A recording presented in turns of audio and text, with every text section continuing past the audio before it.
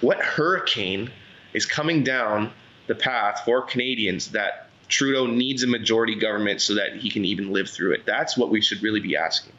Because if at the end of the day, if after this is all said and done, we're left with again a Trudeau minority government and a couple seat shuffling, what was it really for? More empty promises, more spending. Not to mention during a pandemic when he's campaigning on your kids are going to die unless they get vaccinated, and we need to shut up these anti-vaxxer types. But wait, you're going to have 20, I'm not sure how many registered voters are in Canada, but let's say you're going to have half the country, you're going to have tens of millions of people meet in person to vote and then put themselves at risk. What are we talking about right now? It's just ridiculous. Like, what are we really talking about right now? Like, how do people not see the hypocrisy, the lies, the fear mongering, the division? It disgusts me. Sorry, man. It's early. I'm riled up right now. You're gonna have a long day ahead of you then. But I don't see a huge difference in anybody saying, hey, instead of just promising you all these wonderful, shiny bells and whistles, we're going to do this that's going to make the country more money, or we're going to do this that's going to make your wages go up or your taxes go down. Nobody's saying that. We're stuck in this place now where we're $1 trillion in debt and nobody seems to care with spending. With coronavirus, they all wrote blank checks to whomever their friends were, whether it was, Walmart, Amazon, hospital unions, teachers unions. Oh, it's all for your protection, and we're just giving you money to be safe and prepare for everything. And let's not forget the $61 million that was doled out to literally every media company in the country, including Canadian Pizza and Manure Manager. And those are not jokes. Go watch my clip on that. Just random trade magazines and local newspapers. My point is, when does the spending stop? And to your point, I don't trust any of their plans. Especially the ones that aren't even costed on the website. So let's look at this poll, producer Efron. Go ahead, Matt. It's just insulting to our intelligence. You look at the debates, and the elephant under the rug that Canada is sitting on right now is our economy. It's our economy, and how I believe producer Efron, you can pull up this stat, but I think we're borrowing $500 million a day currently. This government is. And it's our deficit is now in the trillions. In 2019, or sorry, was it 2019 or 2015? Trudeau said that he would get us out of debt and balance the budget within 4 years. Yeah, that was his first promise. That's right. When he was famously quoted as saying, "The balance will budget itself." You guys, Right. So the budget will balance itself. We didn't in the debates. We didn't even talk about the frickin' economy, man. We took 20 minutes in this whole debate to talk about affordability. Okay, we didn't even call it the economy. We called it affordability, which means what are we gonna do for you so that you can keep more of your money and whatever. And this is all great. These are all things that placate to low hanging fruit. Like, obviously, I mean, it's just ways to get votes, but our country is on the brink of economic collapse, and every single party leader is talking about, don't worry, we'll spend more for you. Don't worry, we'll spend. Like, do people not understand what's happening right now? It's actually insulting to our intelligence that none of these leaders will even just look a camera straight in the eye and be like, Canada, we're in trouble, but don't worry, I'm not going to leave you. This is how we're going to get out of it. It's none of that. It's like, hey, we're just going to spend more money for this commission and spend more money for this initiative. And it's like, come on, man, we're better than that. At least I'd like to think we're better than that, and the average Canadian knows but it's terrifying. At least for me, the looking at the economic shambles of a country, and that's what really concerns me about this election. Is like, did Trudeau, did he call this election because he thought he could actually get a majority? And if so, what's coming down the pipe in the next 2 to 4 years that they needed a majority to survive? Because the NDP has been basically signing off on any legislature they've proposed. Not to mention, we've been in a pandemic, and under emergency measures, they've basically had carte blanche to pass whatever they want to pass. So what hurricane is coming down the path for Canadians that Trudeau needs a majority government so that he can even live through it? That's what we should really be asking. Because if at the end of the day, if after this is all said and done, we're left with again a Trudeau minority government and a couple seat shuffling, what was it really for? More empty promises, more spending. Not to mention during a pandemic when he's campaigning on your kids are going to die unless they get vaccinated, and we need to shut up these anti-vaxxer types. But wait, you're going to have 20. I'm not sure how many registered voters are in Canada, but let's say you're going to have half the country. You're going to have tens of millions of people meet in person to vote and then put themselves at risk. What are we talking about right now? It's just ridiculous. Like, what are we really talking about right now? Like, how do people not see the hypocrisy, the lies, the fear mongering, the division? It disgusts me. Sorry, man. It's early. I'm riled up right now. You're gonna have a long day ahead of you then.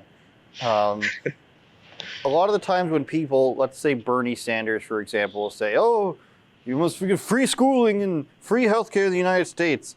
And I'm like, I've looked at Bernie's free schooling plan, or eliminating the debt plan. It's a terrible plan. They lose like $80 billion over 10 years, regardless of what it is. When I hear these bad ideas, even in Canada, more free healthcare, free school, this, that, and the other, and I'm just like, okay, those are bad ideas.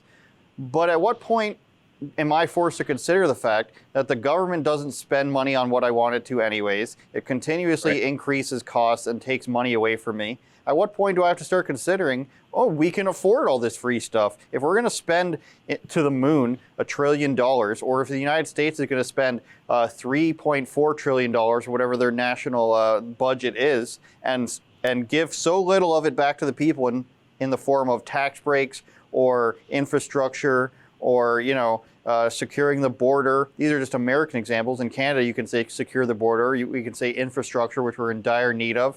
More trains, more ways to get around, cheaper gas, and we can refine it here. We can spend money on that.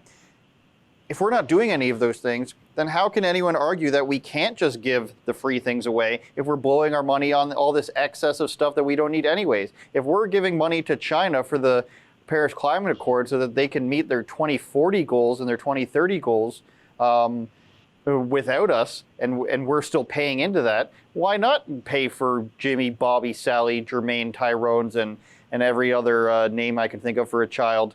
Why can't we just pay for their schooling? Why can't we just give away all this free money and a basic income? So therein lies the problem, is the Conservative Party, the Liberal Party, the NDP, and the Greens are all saying the same thing, and they're just saying it with slightly different tones of voices and slightly different victims of whomever they're painting as having it the worst in Canada. They're all saying the same thing, and it's spend more money, but you don't get any of it. So it's I'm taking your money, we're putting it towards things that you'll never see, because I haven't shown you that I'm going to put it towards these things in the past. I mean, when Justin Trudeau in 2015 won, he promised one of the big things that people were listening to were more infrastructure. Like I said, rebuilding government buildings so that they don't look like they're made in 1970s communist Russia. Building more trains, expanding highways, things that haven't been done since 1985. You look at old footage from Canada in the 80s, it looks great, it looks prosperous. And now you look at things and there's construction that's been going on in downtown Toronto for a decade. So all these things aren't going to happen, Matt Brevner. So I struggle with the fact now that why am I against the free things when you're taking my money anyway? Well, I'm not necessarily opposed to some free things, but I think with free things has to come a shuffling of and reform of institutions. Like, for example, university. I don't think there's any reason why we can't provide some sort of post-secondary, at least heavily subsidized, for the average child to be able to go to school and better themselves, because we want to give people incentives to work. You don't want to just have people stuck at home making $2,000 a month and not do anything. It's terrible for mental health. It's terrible for physical health. You name it, the list goes on, right? There's no reason why we should have, 20 somethings buried with, $50, $60, $70,000 in student loans after coming out of a trade school where there's no guaranteed job placement, like, music schools or makeup schools or anything in the fine arts. Like, it's a scam. This stuff is all a scam. And I think it does require some reform. And this is obviously just like one issue, but yeah, they don't spend money on what they're saying they're going to spend money on anyway. So at least with something like that, maybe there would be something that actually affects the average person's life other than just their tax rate going up. It's disgusting to me how these politicians can virtue signal and talk about reconciliation. You talked about small towns across the country and how there's hundreds of nearly forgotten small towns. across Canada that have been devastated by the pandemic, and not to mention that as there's small reserves within these small towns. And as we move towards automation, and we move as these towns become further and further left behind technologically, but we talk about reconciliation. What are we doing to rebuild infrastructure of these towns and these communities so they can generate revenue and have small self-sustaining economies? Because if we're not doing that, and if we're not talking about that with reconciliation, then all we're really doing is keeping people on government welfare. All we're really doing is stripping people of their dignity with an endless blank check, which ultimately causes further division between the average working person and the average person who is not fortunate enough to have a career. Anyways, we're left to carry the brunt of the division ultimately. So how we can have a conversation about reparations, and it seems to be all over, it's one of the main talking points of this election campaign, without actual conversations about working with Indigenous leaders to build up local economies within these reserves and retrofit them to be able to, produce skilled workers, happy dynamics, happy households. Like, what are we really talking about? We're not talking about anything. It's all just virtue signaling and noise. So again, I don't buy any of it. Hi, that was a clip from our Rebel Daily live stream. It's hosted Monday, Wednesday, and Friday by the big boss man, Ezra Levant, and Tuesdays and Thursdays by me, Sheila Gunn Reid, and my good friend, David Menzies. On the live stream, we talk about the news of the day, we show some videos, and we interact with our viewers at home. We stream at 12 noon Eastern, 10 Mountain. You can find us on YouTube, Rumble, Super U, and Odyssey.